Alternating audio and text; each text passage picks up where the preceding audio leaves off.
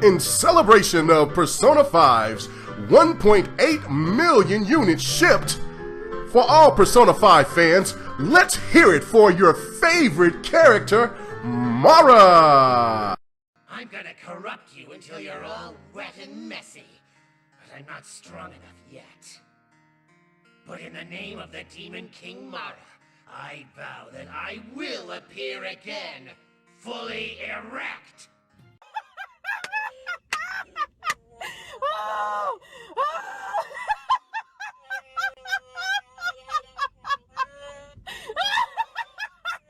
I can't stop! Oh, I gotta stop! Okay. Oh my gosh!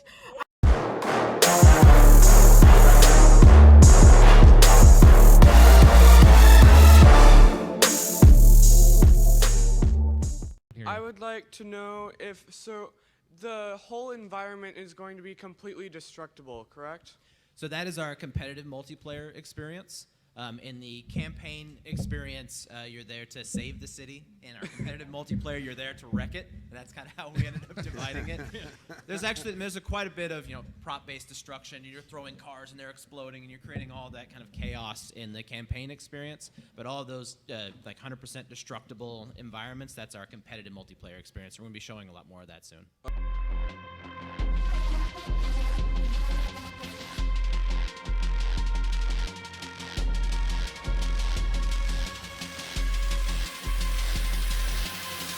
We're here to light shit up.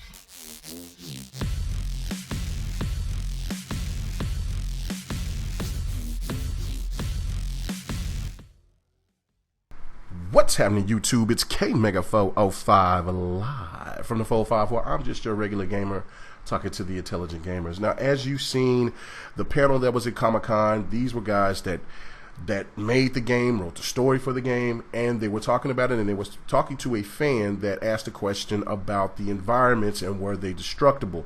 And as you heard, the multiplayer is going to be fully destructible. Just like what they were showing with all the cloud computing and everything like that, they're just going to show it at a later date, most likely at Gamescom, like we were saying beforehand. And of course, I understand that people were like, well, why would you want to show the story mode of it instead of showing the multiplayer where everybody's been anticipating? Now, look, there's two different things here. I watched this whole brief. It was about 46 minutes. It was basically, they were going into it, and then the first thing that was interesting to me is that they were saying that they just wanted Terry Crews to come in there and to do an ad, which is something that a lot of people have been complaining about with Microsoft, is where the ads, where the marketing.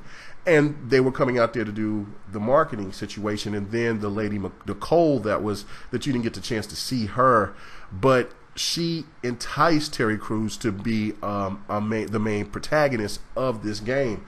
And since Terry Crews about 2 years ago got into the gaming, if you remember, he was in the Battlefield 1. It was at the E3, and they were playing Battlefield 1, and there was with a whole bunch of celebrities, and he was just mind blown. So like, he was going into the whole story of how he built a computer with his son, and he got into gaming and got an Xbox One, things like that, and then he was just like, yeah, I got to be in this game. And that was just amazing. So they kind of just changed the whole outlook of what they were going to do. They was just going to do an advertisement, and then they got Terry Crews to play as the main protagonist on Crackdown 3, which is really a fantastic thing. Really huge. And of course, you got to pay this man some grip. So they went ahead and they got him on, signed on. And then there's another thing that was really positive, is that the group that was there, they all looked calm and synced, had a good time. Normally when you watch a couple of these Comic-Con things, people are nervous, or they really can't answer a lot of these questions, not because of the game itself. It's just because the team just seems like they're disarray, or they're panicking a little bit. This team was completely at ease. And so just hearing him talk about the destructible environments, and that we'll get to in another time, and how calm he was when he said that, didn't hear any jitteriness in his voice, anything like that. You kind of got the sense of that these guys know what they're doing. It's going to be all right. A lot of us gamers are very impatient. But when it comes to Nintendo and what they do, and with PlayStation and what they do, people are as calm as still water. But when it comes to the Xbox brand, they have to have it right now. They want results right now. And just like with every other company out there, we all have to have a level of patience. We all have to just sit back and let these companies do their work. Again, with so many titles that Sony came out with that were delayed, they came out this year, Sony fans were patient. They kept on rejoicing whatever that Sony gave them, and then here we go. And another thing that I think that a lot of people need to think about as well is, okay, when people talk about, well, why do we care about the single player aspect of it? Then why would you care about the single player games that's on PlayStation or the single player games that's on any other platform? All of a sudden that single player doesn't matter to you because it's the Xbox brand, or what? Because if you are liking single player games, then you would appreciate that Microsoft is bringing Crackdown and not just throwing just an all online game that you would probably complain about here later on as well. So, you know what I'm saying, we got to just pay attention to the contradictions and the people out here that just open their mouth and just spew this puke that really doesn't make any sense. If you don't care about the single player of Crackdown and all you want to care about is the online aspect, then why would you hate on Microsoft for being more online friendly? Yeah, that's okay. Just wanted to throw that out there. And then also, Xbox fans, let's just chill out. Let's see what they're going to do. The FCC thing is lifted. We're starting to see a couple of signs come out. I know that's definitely not enough, but if they start advertising like we think that they're going to do, then I think it's all going to be okay as long as they advertise, because that's what's been their biggest Achilles heel, I think, this generation.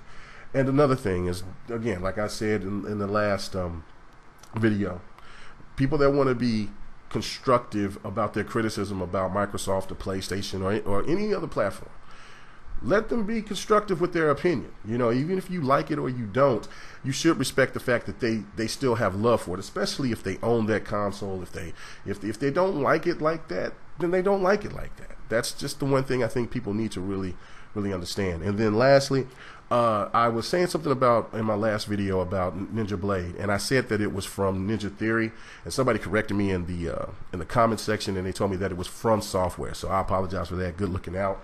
And From Software is the people who's made Dark Souls, them hard ass damn games.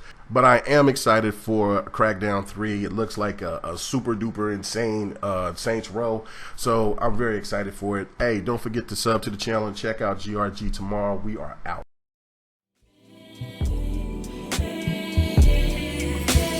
Riding with them boys and girls and we're high.